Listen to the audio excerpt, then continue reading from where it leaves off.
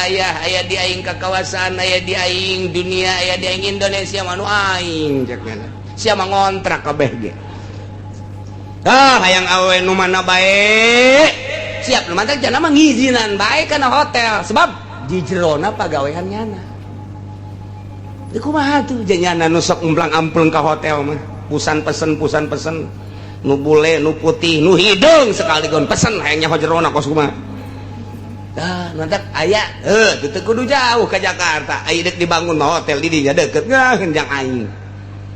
Tuh dak kabeh kos karar itu. Nah, zaril ladzina takhadhu dina. Hiji jelema anu gitu ngaheureuykeun ka agama. Tinggalkan. Nomor kedua, jelema anu cinta jasa kana dunia poho ka agama. Tinggalkan. Mendak Kangjeng Nabi Isa Kangjeng Nabi Isa mah dua manusia anu anti jasa. Hiji jelema anti dunia, kedua jelema anti jabatan. Anti Kangjeng Nabi Isa. Tes eta mah geus anti bae dua manusia eta mah tah.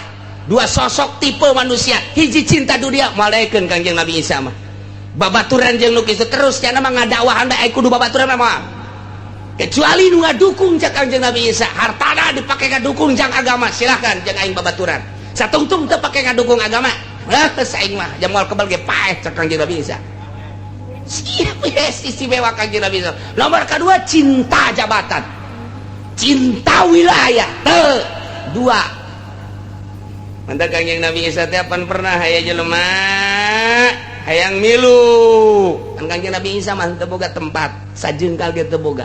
Dakwah teh dakwah baik per jam, per detik, per menit, per hari dakwah we Kangjeng Nabi Isa mah. Tapi tetep dicaci dimaki. Keistimewaan Kangjeng Nabi Isa pohara jasa aya jelema lolong usap cager asal iman ka Allah. Aya jelema lampang usap cager. Aya jelema lepra usap cager. Komo bangsa kutil mah tiup pop beres. Bangsa kutil, bangsa doton, babari tau geus kos kitu geus. Aya jelema batuk bae, aya naon ge? Ieu kula cenah batuk bae, tiup, poh. Coba kurang ya, batuk bae, tiup, poh.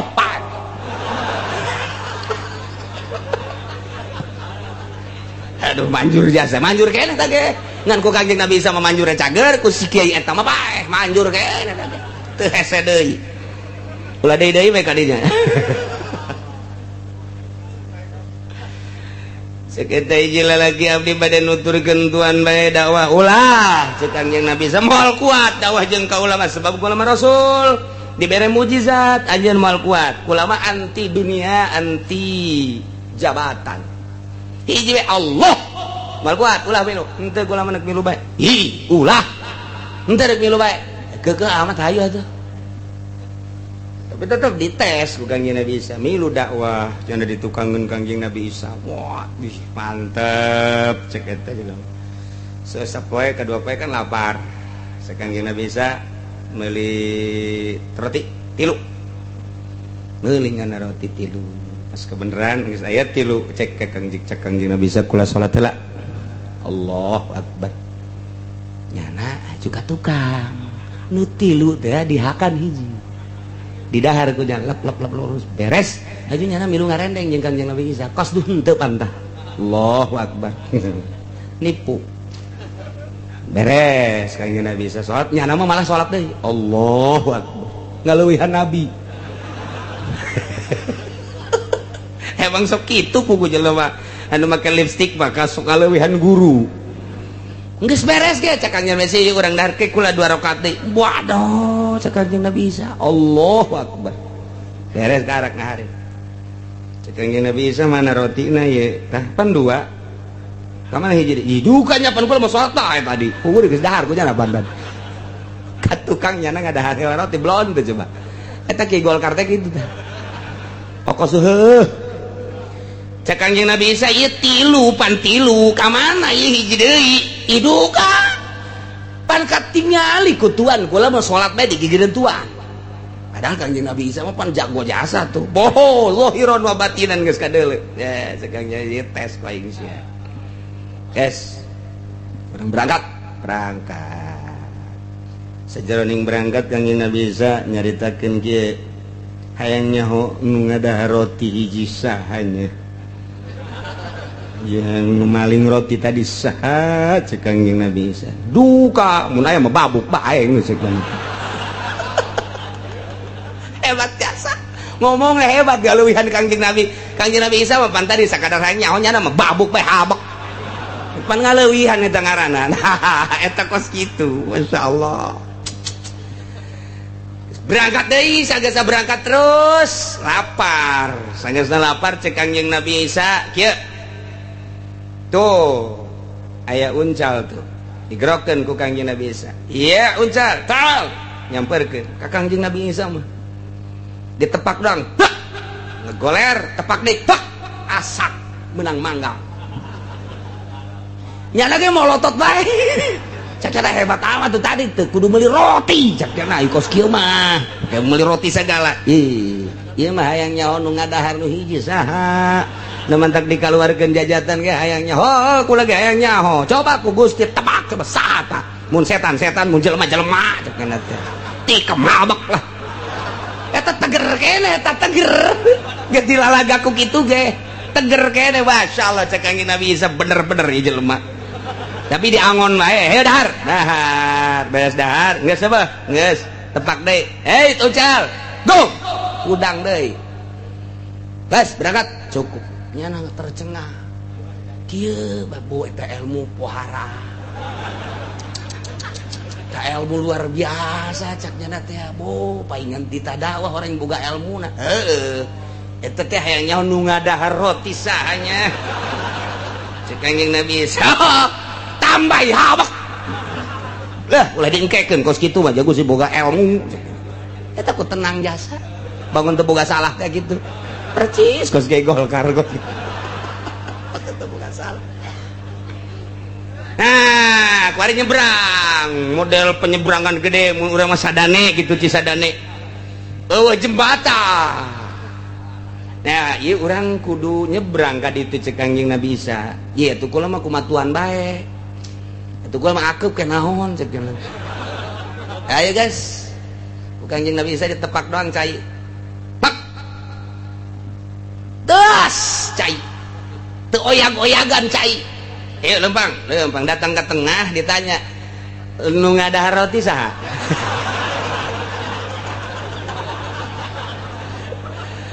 lamun ngaku salamet mun teu ngaku ceknya lamun teu ngaku oyag cair nya ngahuleng we ceknya henteu bener henteu duka teu masa sugan nyaho saha nu ngadaharna henteu berarti kajenting paeh moal ngaku gengsi teh kos gitu gengsi teh kos gitu pugu nyaho di partai TU agamaan agama bae nu diomongkeun teh pugu nyaho di pamarentah geus acak-acakan ngomong mah bagus bae ceknya mah teu nyaho meureun nu mabok ambalaya nu korupsi nu maling di handap pangan sakadar maling kotok maling kebo di luhur triliunan masih kene gideg kene mah cek Kangjeng Nabi Isa ieu masih kene moal waka ngabejakeun saha atau teu ngaku henteu si kula mah embung teger awet cek Kangjeng Nabi Isa teh teger jasa ieu budak ayo geus nyebrang wae kumaha ieu di arahanan ieu nah aya lapangan gede dikorek ku Kangjeng Nabi Isa tek aya 3 batu gede segede hulu di jero hate Kangjeng Nabi Isa jadi emas ya jadi emas sok gede hulu jadi emas kabeh 3 cak Kangjeng Nabi Isa ieu bagi 2 urang bagi 3 ieu tajang ente ieu jang anak cak Kangjeng Nabi urang misah jadi lah geus lah bang babagi eta nu hiji deui jang nu ngadahar roti ulah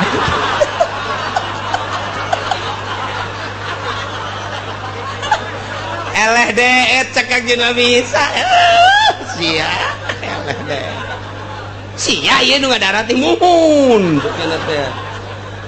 aduh tak cinta dunia mah kos kitu tah ujung-ujungna mah atuh kapleset bae ka kajenteng di wali-wali kajenteng di kiai-kiai lain mah atuh kanyahoan bae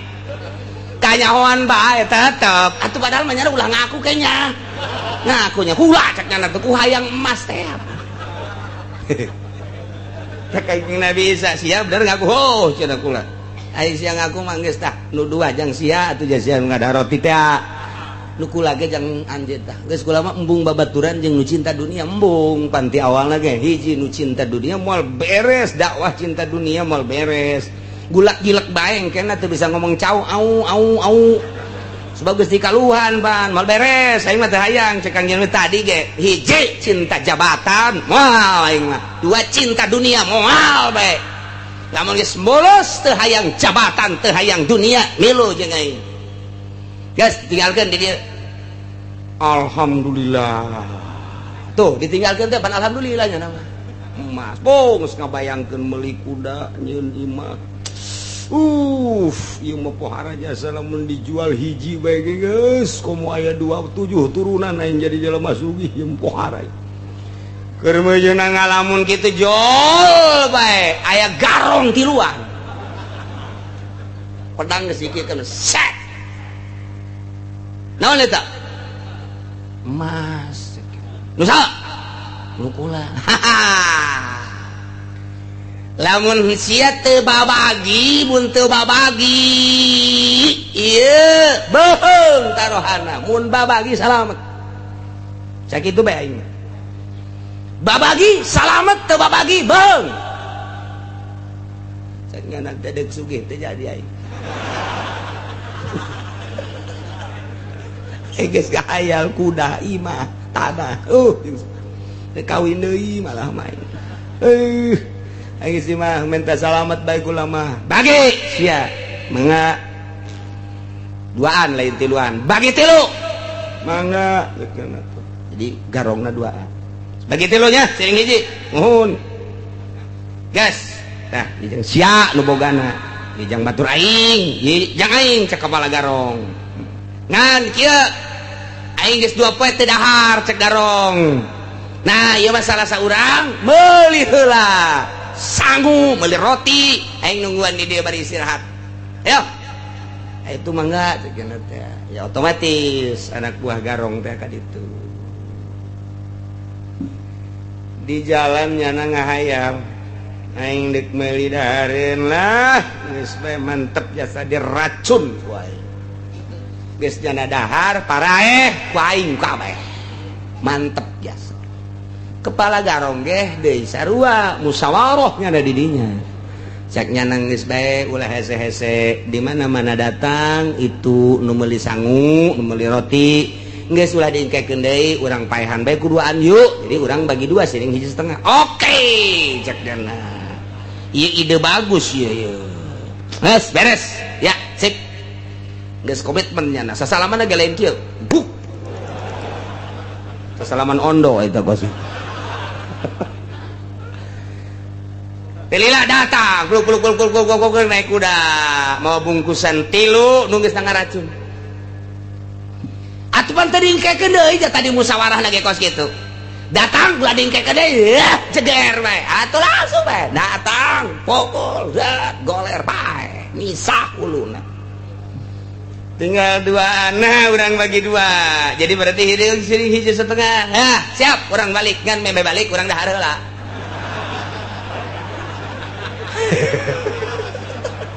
atuh dah lahar heula aduh jadi mak lapar teh atuh teu kebel molotot molotot kabehan pan sia molotot mabok aing mabok ye mabok nang racun paeh kabeh emas ngagoler tilu jelema marabok kabeh paeh bae geus kabeh nu hiji dibunuh nu 2 mah ku racun teh kebal Kangjeng Nabi Isa datang deui ka dinya jupan ngagoler ieu kabeh tiluan naon ieu emasna area keneh jelema ngagoler kabeh munajat ka Gusti Allah Gusti abdi nu teu cinta dunia jeung nu embung dibarengan ku jelema cinta dunia kabeneran nuku abdi geus diserahkeun embung di baturan teh kok jadi ngagoler kabeh abdi minta petunjuk ti Gusti aya naon ieu kok jadi paraeh ngagoler kabeh anu miliki dunia dibere ilham sakumaha tadi tah dunia mah ujung-ujung nama kos gitu tuh nu mantak mahnya atuh urang hayang sakadar sekupi kudu ngajual agama ka Golkar,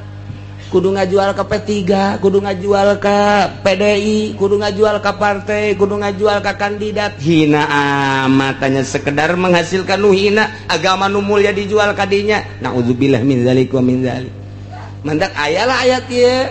Wa dzaril ladzina ittakhadhu dinahum la'iban wa lahwa wa gharratuhumul hayatud dunya. Ulah dibarengan jelema anu ngaheureuy-heureuy agama, nu lalagaan agama. Kahiji, kadua ulah sok ngabarengan jelema nu keur cinta dunia. Moal beres kajen kukumaha ge tinggalkeun, tapi nu rapih ninggalkeunna. Hartina salametkeun diri urang munajat ka Gusti Allah tanpa aya huru-hara bager bae jeung saha urusan urusan manehna urusan urang jeung Gusti Allah.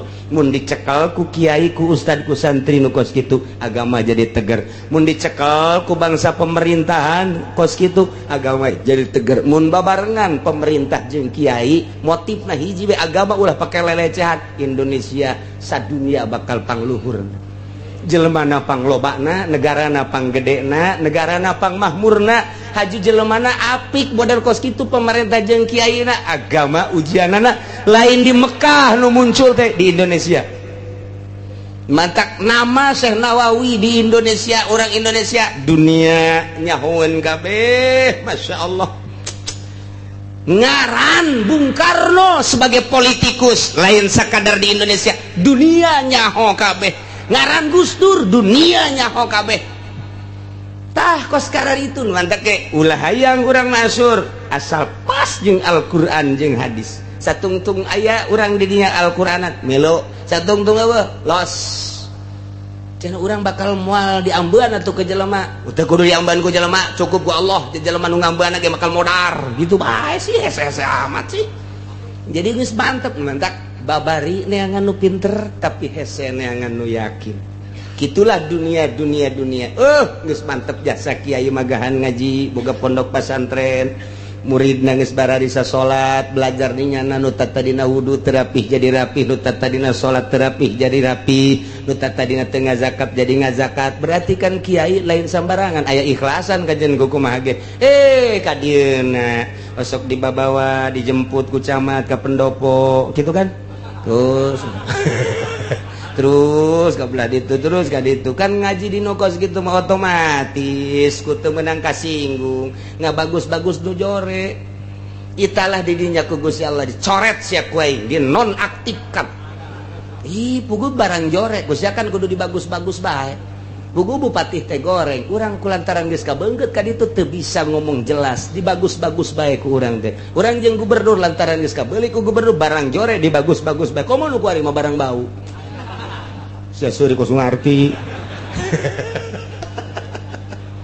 Bareng jeung presiden urang. Ayo aya presiden dinya. Urang titah muludan titah rajaban ngaji atawa urang tetep bae kudu bae ngalem kanyana. Jah raja mah kudu di alem bae. Barang goreng di alem cak Allah ku tolol-tolol teuing sia. Ku aing dibere ilmu Quran, ku aing dibere ilmu hadis, tapi sia teu bisa ngajelaskeun. Gas ku aing moal dimangpaatkeun. Teu mabruk ilmuna. Masyaallah. Mantap atuh wayah jeung pemerintah wayah nyinggung-nyinggung ala kadar saeutik mah supaya nyana teh kapikir tuh. Oh cenah kiai aya deuk masyhur mah teh loba nu jari raja teh. Teu jaraheun, yeuh dengekeun. Lamun urang geus jadi wali deuk di mamana ge cicing heg, deuk jadi lurah, deuk jadi camat, deuk jadi bupati, jadi presiden, geus jadi wali mah sebab urang anti dunia, anti jabatan. Eta mah hanya sekedar anugerah Allah.